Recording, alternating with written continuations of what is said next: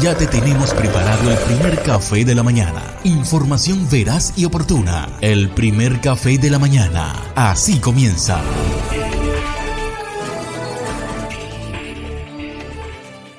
En conmemoración a la conferencia sobre la aviación celebrada en Chicago en 1944, cada 7 de diciembre se celebra el Día Internacional de la Aviación Civil. La importancia de dicha conferencia fue crucial, ya que sirvió para establecer un organismo regulador de este ámbito. Nacía entonces la Organización de Aviación Civil Internacional, un organismo creado para fijar las normas que regulan la aviación civil y conseguir su aplicación en todo el mundo. Entre sus objetivos figuraban desarrollar los principios y la técnica de la aviación aérea internacional y fomentar la formulación de planes y el desarrollo del transporte aéreo internacional. Para lograrlo, la Organización de Aviación Civil Internacional apuesta por el progreso, el diseño y manejo de aeronaves para fines pacíficos, el desarrollo de rutas aéreas y aeropuertos y la creación de transportes aéreos seguros, regulares, eficientes y económicos. Recién hecho, con información veraz, el primer café de la mañana. Colombia tuvo el turno de presentar sus alegatos en medio del litigio fronterizo con Nicaragua. Uno de los argumentos fue que darle la razón a la contraparte afectaría a otras naciones. ¿Puede un Estado cruzar y amputar los derechos de otro dentro de sus 200 millas náuticas de costa marítima? Una respuesta no ambigua y corta es no. La frase hizo parte y resume la postura de Colombia en su turno ante la Corte Internacional de Justicia en La Haya, que decanta argumentos sobre el planteamiento nicaragüense de llevar su plataforma continental al espacio de otro país. Colombia insiste en que no existen bajo el derecho internacional constitucional normas que le permitan a un Estado sobreponer sus pretensiones de una plataforma continental extendida sobre la zona económica exclusiva de otro Estado. Colombia, cuyo equipo por vez primera cuenta con asesoría de una agente raizal, sostiene que dar luz verde a la demanda de Managua produciría un patrón de parches jurisdiccionales en el Mar Caribe, razón suficiente para que sea rechazada. En su oportunidad gráfica y verbal de defensa, Colombia expresó esperar ser el primer y último país que deba defenderse en un caso en el que un área de interés está más cerca de su costa que de quien la reclama. Declaración en la JEP de alias Martín Sombra, uno de los fundadores de las FARC, quien dice que a los menores de edad los sometían a prácticas de canibalismo en las filas de ese grupo. Elí Mejía Mendoza fue el responsable del reclutamiento de cerca de 700 menores de edad, quienes fueron obligados a ser parte de las filas de las guerrillas de las FARC. En las últimas horas, ante la sala de reconocimiento de la JEP y más de 200 víctimas de la guerrilla, reveló aberrantes prácticas a las que sometían a los menores. Cuando usted me dice yo los entrené, sí, claro, yo los entrenó estando dentro de las filas de las FARC. Entre los menores obligados a ser guerrilleros había niños y niñas menores de 15 años, a los que como supuesto entrenamiento guerrillero quisieron convertir en máquinas de cacería. Y los otros, los que comieran gente, eso era muy secreto. Eso ni el mono lo sabía. ¿Sí me está entendiendo? Aunque alias el Mono Jojoy no lo sabía, Manuel Marulanda Vélez, máximo cabecilla de la guerrilla, estaba al tanto de estas aberrantes prácticas, según lo afirma el carcelero de las FARC. A Marulanda sí le dije, voy a entrenar unos caníbales para el día que se nos tuerzan los otros, cuando los cazamos. Porque usted tiene que tener un plan alterno. Todo según Sombra, uno de los fundadores de las FARC, era parte de los entrenamientos y la estrategia de esa guerrilla. Usted entrenó estos, pero usted es la jefa. Usted tiene que tener otra tropa entrenada para contrarrestar esto. ¿Sí me está entendiendo? Alias Martín Sombra será llamado a ampliar la declaración, en donde también le preguntarán sobre los secuestros que cometió. El presidente de Colombia, Gustavo Petro, denunció el martes que 6 soldados del ejército murieron en un ataque de disidentes de las FARC. La agresión ocurrió a las 3 de la mañana con granadas, artefactos explosivos improvisados y ráfagas de fusil en una zona rural del municipio de Buenos Aires, en el departamento de Cauca, al suroeste del país. La operación que hicieron es de infiltración, es decir, premeditadamente se buscó el ataque, se planificó, etcétera, por parte de la columna Jaime Martínez, que es de las FARC originales. Desde que asumió el poder en agosto pasado, el presidente y su equipo se han reunido con jefes de varios grupos armados, incluidas las dos principales facciones de disidentes de las FARC, con miras a eventuales negociaciones de paz. Pero mientras tanto, las autoridades han continuado sus operaciones de seguridad. La posibilidad de diálogos hoy no está circunscrita al cese de las operaciones militares. Hasta ahora hemos hablado de una posibilidad, no es más. Solo hay un proceso concreto con el Ejército de Liberación Nacional. El Ministerio de Defensa lamentó que los soldados fallecidos el martes fueran jóvenes que prestaban el servicio militar obligatorio de 12 meses que impone la ley a los hombres colombianos de entre 18 y 24 años. Apuntó que los soldados regulares no deben ser enviados a zonas de conflicto. El oficialismo aboga por la eliminación del servicio militar obligatorio, pero la iniciativa fracasó en el Congreso.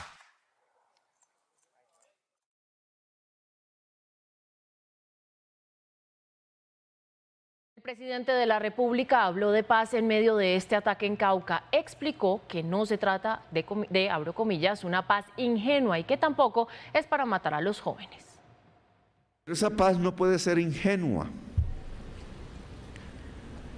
Lo que aquí estamos abriendo no es un permiso del Estado para traquetear. El presidente de la República, Gustavo Petro, reiteró que debe existir voluntad de los grupos armados para buscar mecanismos de diálogo con el gobierno, basados en dejar la economía ilegal y la violencia. Si lo que vamos a empezar implica la muerte en cadena de jóvenes, no tiene sentido. El primer mandatario aseguró que hasta el momento el gobierno únicamente adelanta un proceso de paz con el ELN y otro acercamiento de diálogos que iniciará mañana con los chotas y espartanos en Buenaventura. En un proceso inédito, no tiene antecedentes, vamos a aprender de él literalmente. Buenaventura completa 92 días sin asesinatos como muestra de voluntad de paz con el gobierno. Ya regresamos.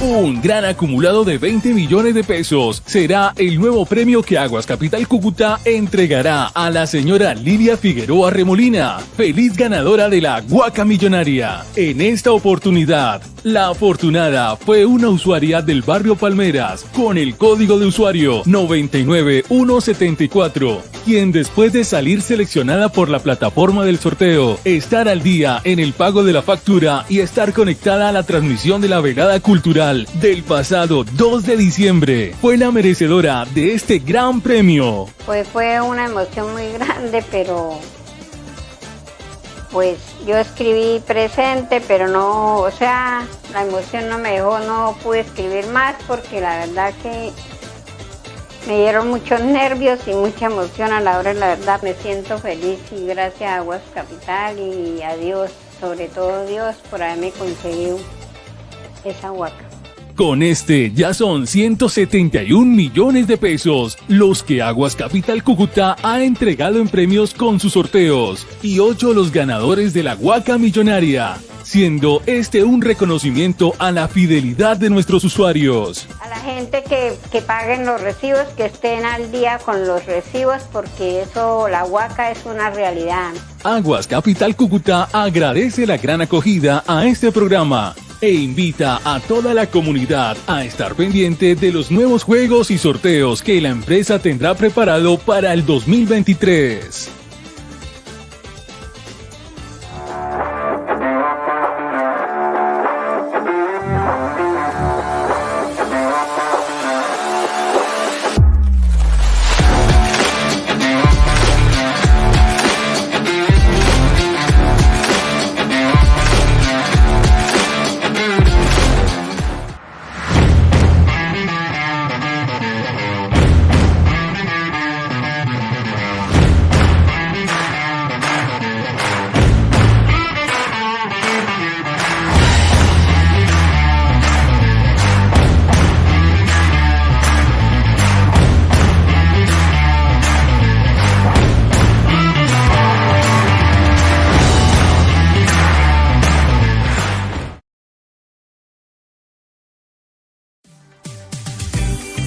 Recién hecho, con información veraz. El primer café de la mañana. Seguidores de la vicepresidenta argentina Cristina Fernández se movilizaron hacia los tribunales donde se leerá el veredicto en el caso en el que se le acusa junto a otros 12 imputados de presunta corrupción en sus 2 periodos como presidenta. A partir de las 17:30 hora local, el Tribunal Oral Federal 2 dará su veredicto, y si bien el entorno de la exmandataria no convocó a una movilización masiva, las fuerzas federales reforzaron la seguridad en el Congreso, ya que la vicepresidenta es líder del Senado, según indicaron fuentes del Ministerio de Seguridad de Buenos Aires.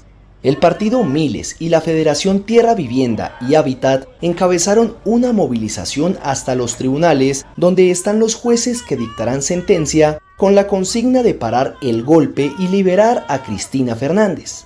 La vicepresidenta escuchará vía telemática el veredicto del caso, que juzga las presuntas irregularidades en la concesión de 51 obras públicas a firmas del empresario Lázaro Báez durante sus gobiernos y los de su fallecido esposo Néstor Kirchner en la austral provincia de Santa Cruz, cuna política del kirchnerismo. Fernández está acusada de haber cometido delitos de asociación ilícita y administración fraudulenta de fondos públicos, por lo que el pasado 22 de agosto, la Fiscalía pidió una condena de 12 años de prisión y la inhabilitación para ejercer cargos públicos de por vida. Si se emite una condena contra Fernández, que como vicepresidenta goza de inmunidad de arresto, el fallo deberá transitar un largo proceso hasta ser refrendado o rechazado por la Corte Suprema.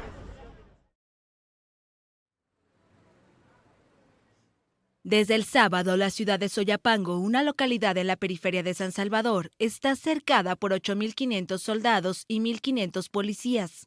El cerco es parte de los operativos para atrapar a pandilleros, lanzado en marzo por el presidente Nayib Bukele. Los retenes detienen aleatoriamente a los autos que circulan en el centro de la ciudad.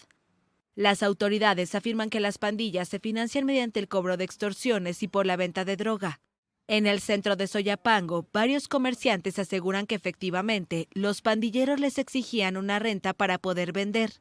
Aunque con temor a hablar ante las cámaras, dicen que se sienten más seguros y que ahora pueden trabajar sin que les quiten sus ganancias.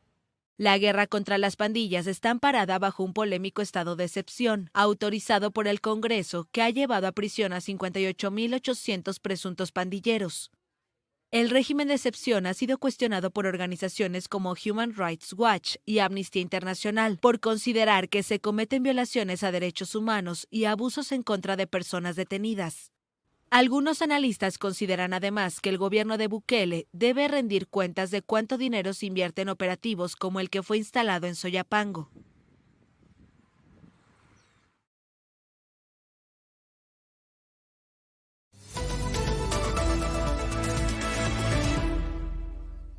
Bienvenidos, este es el informativo económico de Deutsche Welle. En la cumbre del Mercosur que se celebró este martes en Montevideo, Uruguay le ha entregado a Argentina la presidencia pro tempore del bloque en medio de graves tensiones entre el país anfitrión, Uruguay, y sus socios, Argentina, Brasil y Paraguay. Mientras que Montevideo está defendiendo la necesidad de que los miembros del Mercosur se abran a la negociación de acuerdos comerciales bilaterales con países fuera del bloque, Uruguay ya inició un proceso para sumarse al acuerdo transpacífico. Sus socios del Mercosur advierten que esto podría desembocar en la ruptura del bloque. El cambio de gobierno en Brasil genera también reacciones. Por un lado, el presidente uruguayo Luis Lacalle Pou pierde a su aliado más cercano en su búsqueda por flexibilizar al Mercosur, el expresidente brasileño,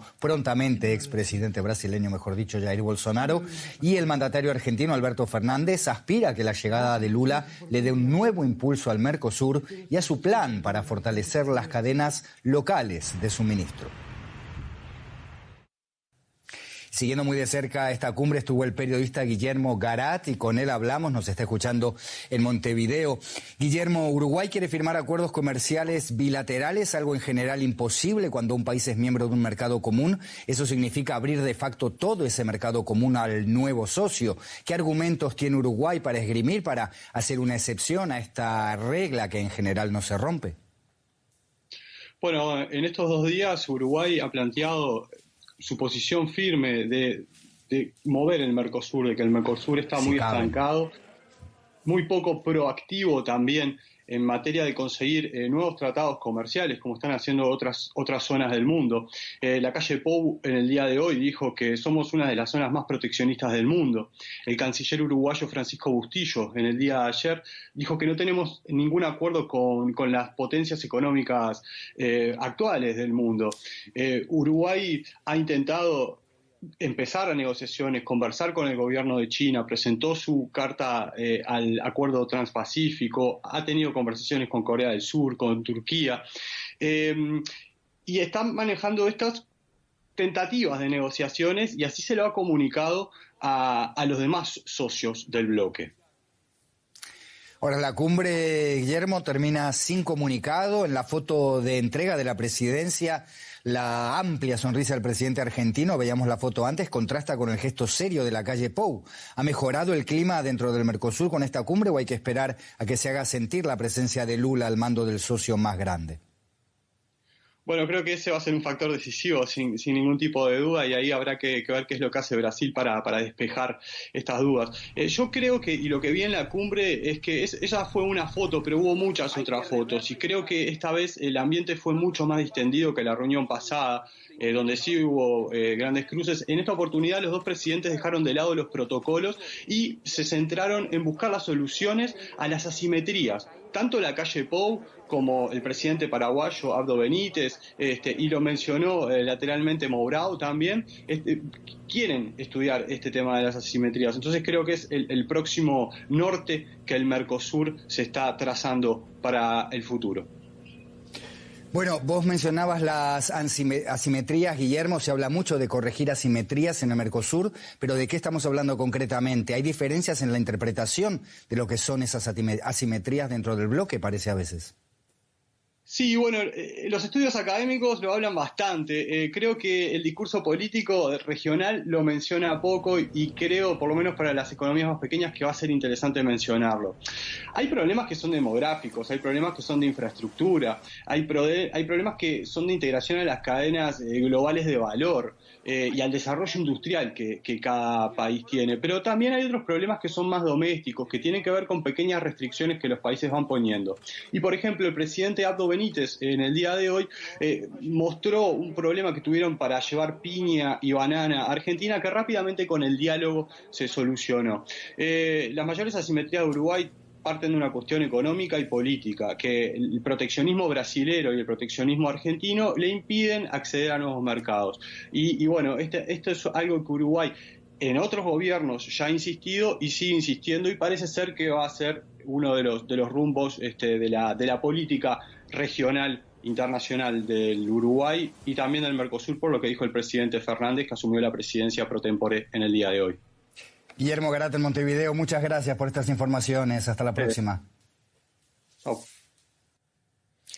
Estados Unidos y la Unión Europea intentan alejar la amenaza de una guerra comercial.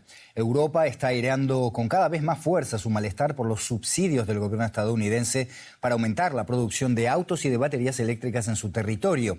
Y en el marco de las negociaciones que se están llevando a cabo en este sentido, ambas partes han saludado los avances logrados, al menos concretamente en materia de subsidios para la producción de semiconductores que reduzcan la dependencia de Europa y de Estados Unidos de los productores asiáticos. Sin embargo, no fue posible resolver las diferencias sobre el primer punto, el paquete de subsidios estadounidenses de $370.000 millones para su transición energética. Este es la gran piedra en el zapato de Bruselas, que considera que discrimina a las empresas europeas. Y hablando con nuestra corresponsal en Washington, estuvo la comisaria europea de competencia, que le manifestó, basándose en la experiencia histórica, su esperanza de que el conflicto se resuelva. Bueno, cuando veo el compromiso en ambas partes, sabiendo que antes hemos hecho cosas muy difíciles, como resolver cómo viajan los datos entre la Unión Europea y Estados Unidos, eso me tranquiliza. Pero por supuesto, nada está garantizado hasta que haya un acuerdo. Desde hace poco es usted abuela. Cuando su nieto cumpla 18, ¿estarán la Unión Europea y Estados Unidos juntos y unidos a través de tratados de comercio, militares o de cooperación, o estarán más bien alejados? No, estarán más cerca. Y hoy estamos más cerca que ayer porque el mundo en el que vivimos necesita de socios que trabajen juntos. Si no, ¿cómo podría mirarlo y decirle que hice todo lo posible para luchar contra el cambio climático? Ese es el desafío más grande y deberíamos enfrentarlo juntos. Margrethe Vestager, comisaria de competencia de la Unión Europea. Muchas gracias. De este asunto vamos a hablar, por supuesto, con nuestra colega Ana Nieto, que nos escucha en la Bolsa de Nueva York. Ana, hay un grupo de trabajo en el que Bruselas y Washington buscan limar estas asperezas, pero el gran problema, que es el sector de coches y baterías eléctricas, ahí no parece haber avances. ¿Tú ves el fin de este incipiente conflicto antes de que se vaya de manos? Pues va a ser difícil y además hay plazos para que eso ocurra y está pasando el tiempo. El IRS, que es la hacienda pública de este país, está terminando de redactar las líneas maestras para la aplicación del crédito fiscal de hasta $7.500 para los compradores de coches eléctricos en este país, siempre y cuando el coche sea manufacturado en Estados Unidos y con un motor que cada año va a ser con más piezas hechas en Estados Unidos o con ciertos aliados de Estados Unidos en libre comercio. Esto es algo que tiene a la Unión Europea, a Corea y a Japón en pie de guerra porque excluye a todas las exportaciones de coches a Estados Unidos para este crédito fiscal. El problema es que la ley es muy clara y es muy restrictiva en este sentido y por más que se pueda ampliar en la línea de aplicación de este crédito fiscal, va a ser muy difícil que se llegue a un acuerdo, sobre todo cuando la Casa Blanca no quiere devolver la ley al Congreso para que se redacte este punto que está siendo tan contencioso. El presidente Biden dijo la semana pasada en rueda de prensa con el presidente Macron de Francia que no se quiere reindustrializar Estados Unidos a expensas de los europeos, pero los términos ahora mismo son tan vagos, sobre todo en cuanto a todas las subvenciones para la industria medioambiental, que Macron dijo en esta misma rueda de prensa que Europa tiene que tener la misma ambición que Estados Unidos en este sentido y así parece como se está recogiendo en Europa. Va a ser la única salida.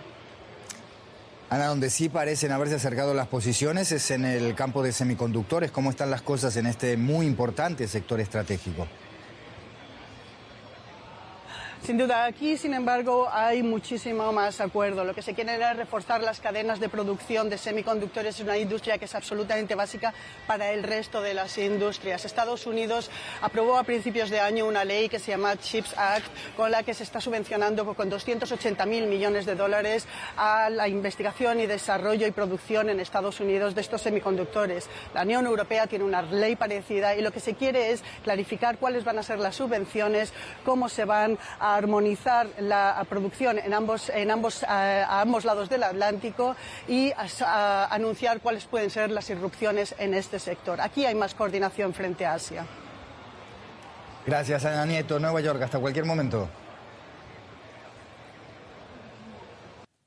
Y ahora un rápido repaso por otras noticias de esta jornada. La capacidad mundial de generar energías de fuentes renovables se duplicará en los próximos 5 años, según un nuevo informe de la Agencia Internacional de Energía. Según este informe, las energías renovables superarán al carbón en 2025. Porsche se incorpora al DAX, el índice alemán de las 40 empresas más valiosas del país por capitalización bursátil en la Bolsa de Frankfurt. En septiembre pasado, el fabricante de automóviles deportivos lanzó la segunda mayor oferta pública de ventas de Alemania. A partir del 19 de diciembre, Porsche cotizará oficialmente en el DAX, reemplazará a la marca de ropa deportiva Puma. La Unión Europea ha aprobado una ley que impide a las empresas vender productos que contribuyen a la deforestación. Las compañías del bloque van a tener que acreditar que las cadenas de suministro de sus productos no contribuyen a la destrucción de bosques. Países como Brasil, Colombia e Indonesia afirman que esta ley de la Unión Europea será una carga muy costosa para ellos. Las señales de recuperación de las aerolíneas se mantienen, aunque cerrarán este año con pérdidas, de acuerdo con el informe presentado este martes por la Asociación Internacional de Transporte Aéreo, IATA. De todas las regiones, solo Norteamérica ha presentado este año beneficios netos, pero se espera que en 2023 alcance los niveles prepandémicos, mientras que las aerolíneas latinoamericanas deberán esperar al menos 2 ejercicios contables para tener una recuperación total. Los principales desafíos para la industria de pasajeros están asociados con el precio del petróleo, las restricciones de viajes a China y el aprovisionamiento de repuestos. No más tiempo para la economía, gracias por su confianza. Nos vemos la próxima.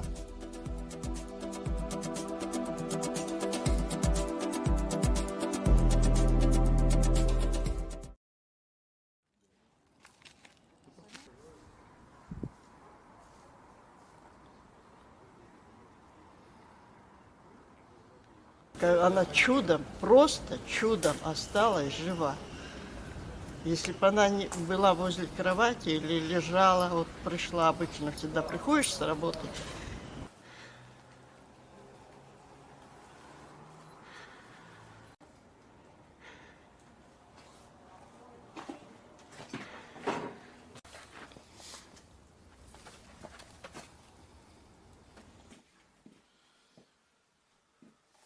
На месте происшествия обнаружены обломки системы БМ-21 «Град», которые будут направлены на судебно-баллистическую экспертизу для установления уже точного типа и характеристик боеприпасов.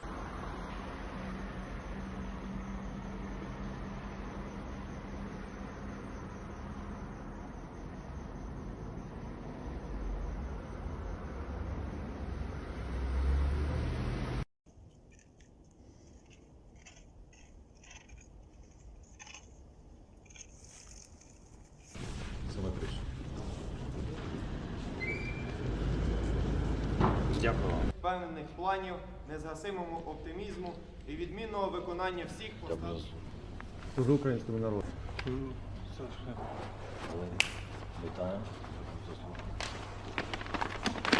Тим не менш, всі, я впевнений, на всіх напрямках знаю точно, що на Сході найміцніше, тому що на Сході найскладніше.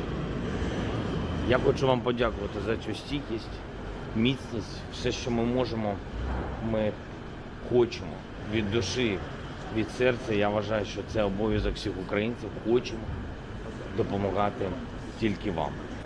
Я хотів би, якщо ви не проти, вшанувати пам'ять загиблих ваших побратимів, ваших близьких людей, які захищали разом з вами нашу державу. І залишиться в нашій пам'яті навіки. Хвилиною мовчання.